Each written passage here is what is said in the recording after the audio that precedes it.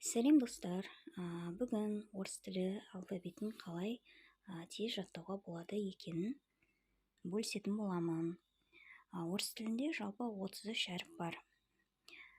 Русский алфавит 33 букв. Ол үшін тез жаттау үшін біз арнайы тапақты жаттаймыз. Сол тапақ арқылы бізге орыс тілінің әріптері тез және оңай жатталатын болады, еске қалатындай. Ол үшін біз мына тапақты жаттаймыз. А, Б, В, Г, Д, Е, Ё.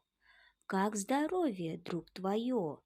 Ж, З, И краткое. Ой, варенье сладкое.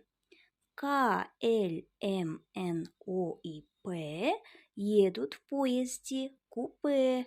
С ними Р, С, Т и У. Паровоз гудит им У. Ф, Х, Ц, Ч, Щ и Щ ловит в озере леща. Твердый знак, такой чудак, сел все булки натощак. В слове рыбы есть две «ы» и одна в словечке «мы». Мягкий знак есть в слове «знать» и в словах читать, писать. Эю-я, букв веселая семья. Вместе целый алфавит, буквы он в себе хранит. Букв в нем целых 33, заучи их все, смотри. Сложишь буквы, будет слог, чтоб его читать ты мог.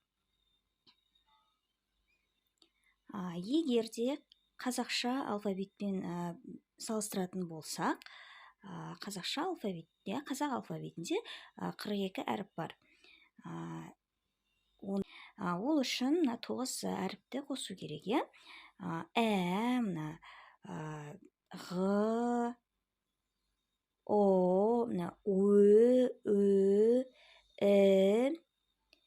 сосын Х, қаһарман дегендей, е? Осы әріптерді қосу керек болады. Егер де орыс тілінің алфавитін жаттағаннан кейін осыны оңай қастарына бүйтіп қосуға болады. Сонда 42 әріп шығады.